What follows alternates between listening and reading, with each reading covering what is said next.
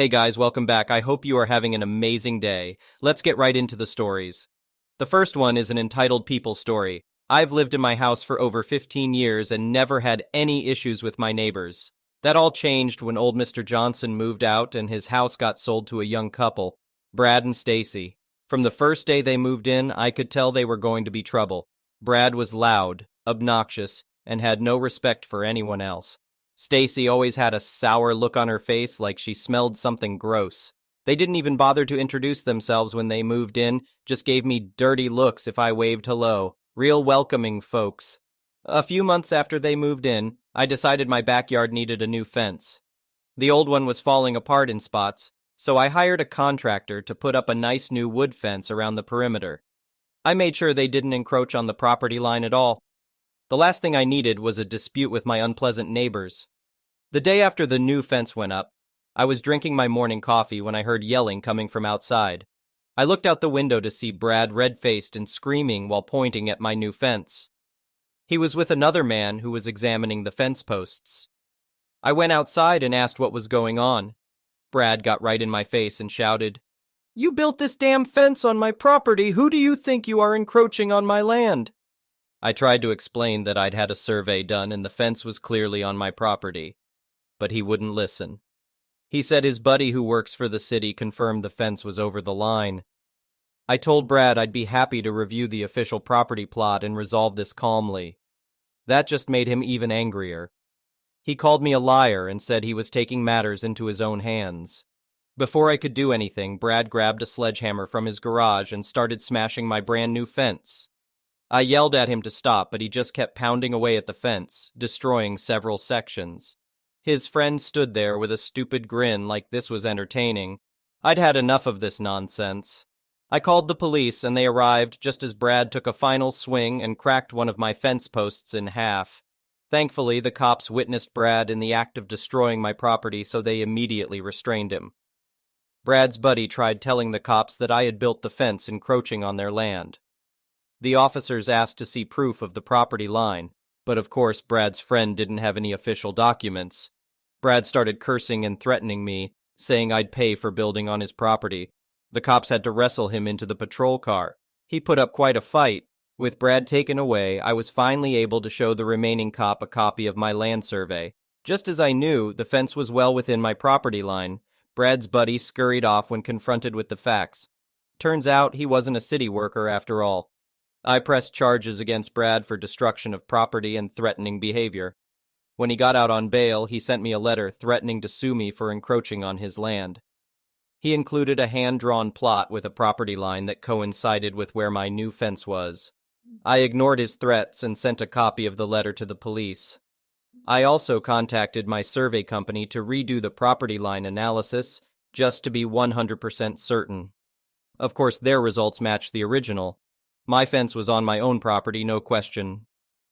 At the court date, Brad showed up with his scrawled plot and demanded I pay for a fence installed on his rightful property. The judge took one look at his so-called evidence compared to my professional survey and gave Brad a stern warning about filing false claims. The judge ordered Brad to pay restitution for destroying my fence and also granted me a restraining order against him. As Brad was escorted out of court, he shouted obscenities at me, saying I hadn't heard the last of him. What a charmer. After I got my new fence rebuilt and reinforced, Brad's revenge came in the form of constantly trashing my yard. Empty beer cans and trash would be thrown over my fence constantly. He also let his dog run loose to do its business on my lawn. Instead of stooping to his level, I decided to fight back legally. I installed security cameras and captured Brad's antics on video. I called the police and showed them evidence of the harassment and vandalism. They confronted Brad, but of course he denied everything. I kept contacting the police whenever Brad pulled his stunts and made sure to get it on video. After a month of this, the authorities had seen enough. Brad was arrested for violating the restraining order and harassment. At the court date, I presented the footage of Brad's actions. Despite his lawyer's pathetic attempts to defend him, Brad was sentenced to 30 days in jail. The judge also extended the restraining order indefinitely. Brad learned his lesson the hard way. When he got out of jail, he avoided me like the plague. Stacy ended up divorcing him not long after. She actually sincerely apologized to me for everything Brad had done. We're on decent terms now, and she's nothing like her ex. She's also considering moving away to fully disconnect from him. I can finally enjoy my property in peace thanks to the cameras and the law being on my side. My advice is, don't escalate conflicts with crazy neighbors. Let the authorities and the justice system handle it properly. In the end, the high road will always win over petty revenge. The next one is a pro-revenge story. Background information. We live in an old large manor that has been divided into 3 attached houses. These houses are approximately 150 years old and were built around 5 massive giant sequoias, which are about 200 years old. In the UK, giant sequoias are very rare, and the 2 in our garden increase the house price by about £60,000. We have 2 wonderful neighbors, a young couple and an elderly couple.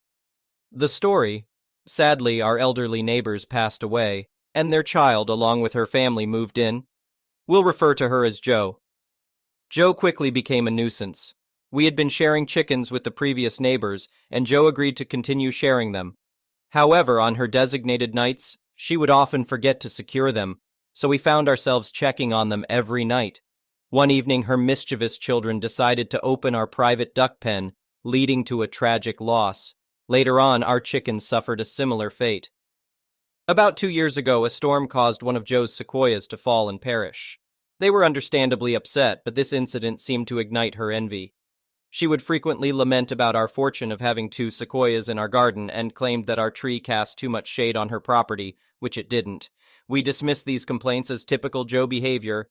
She occasionally made veiled threats about cutting our tree or hoping a storm would do the job. Our shock was palpable when we returned from a holiday in France to discover a massive 6-meter stump in place of our 150 tree. In the process, 2 of our cherished British oak trees had been destroyed. My mother and sisters were devastated, my father was furious, and we had no proof that Joe was responsible. She argued that a storm had necessitated the tree's removal. Although we had a security camera at the front, the back of our property was accessible through several fields. To add insult to injury, Joe presented us with an £8,000 bill for damages to her property and the tree removal costs. The wood from our tree alone would have fetched a considerable sum. Just when we were losing hope, my father made a discovery. A few months prior, we had installed a wildlife camera, which had captured everything. We immediately contacted a lawyer. A tree expert confirmed that our tree was a unique specimen, one of the few brought to the UK in 1860. Of the original 218 in the UK, only 60 remain. He also advised us to check the foundations of our house, as the rotting roots could cause significant damage. As feared, our foundations needed extensive repairs. We took legal action against Joe, suing for property damage, trespassing, and other minor offenses. The total damages amounted to approximately £500,000. Joe and her family had to relocate. With the settlement, we cleared our mortgage, renovated our home, and landscaped our garden. We also planted a 60-year-old sequoia and crafted our kitchen counter and table from the wood of the fallen tree. Now we have delightful new neighbors with whom we share chickens, ducks, and pygmy goats. They are a joy to be around, and I earn a good amount babysitting their children. The next one is a petty revenge story. After living in a condo for a long time, I finally bought my first fixer-upper house. It has a spacious backyard, and since I have a dog, I wanted to install a fence. This would allow me to let the dog out without worrying about her becoming an appetizer for the alligators in the canal behind the house. I had a survey done and hired a fence company. We chose a PVC privacy fence for the front with locking gates. The sides are bordered by my neighbor's fences, and we opted for PVC chain link in the back. In this area, it's common for neighbors to share fence lines. The fence company installed the fence according to regulations, ensuring the privacy fence was 5 feet back from the front of my house.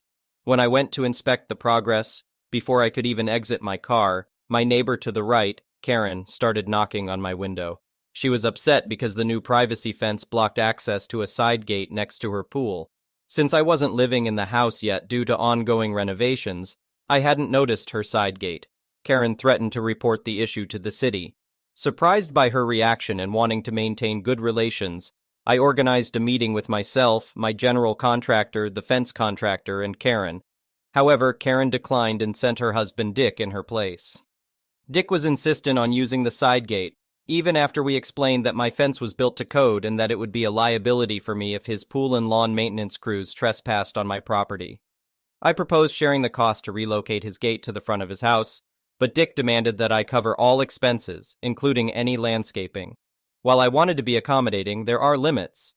We recently had our final fence inspection by the city, which we passed. The inspector observed that their back fence was too close to the canal and took several photos, which might lead to issues for them. So, in a small act of revenge, I locked my side privacy gate and planned to plant hedges in front of their side gate. I'm curious to see if the city will require them to reposition their back fence. The next one is a malicious compliance story. To begin, I want to clarify that I won't disclose real names or the name of the company. They have treated me exceptionally well, both in terms of salary and support for my mental well-being. I joined the company almost 2 years ago. Initially, I was just an assistant, working long hours doing manual labor. I helped maintain the pace in our receiving department alongside a great group of guys. We became close friends. Our tasks mainly involved driving forklifts and lifting heavy items into storage bins and crates. The work was straightforward but physically demanding. 3 months in, I was called into a meeting with my boss, his superior, and the boss above him. They inquired if I was interested in expanding my skill set and advancing within the company. Recognizing this as an opportunity for growth and a potential salary increase, I eagerly accepted. Within the next 2 months, I was trained on every lift and machine we operated. A month later, they offered me a promotion with a significant pay raise. Another month went by, and I was transferred from my initial department to another that was less physically demanding but required a faster work pace. I gave it my all, working long hours to express my gratitude for the opportunity.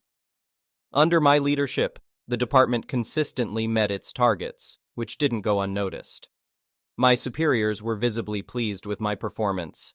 Within a few weeks, they offered me another promotion with an even higher pay grade. Fast forward to my current position. Initially, I struggled to keep up with the demands and pace. However, after a couple of months, I found my groove, clearing all my tasks and even assisting other departments. This efficiency lasted for about 4 months, making my job increasingly manageable. Presently, all my predecessors in this role have either resigned or been dismissed. No one in my department, let alone the entire building, understands the intricacies of my job. Despite my repeated request to train someone as a backup for when I'm on leave, my pleas have been ignored.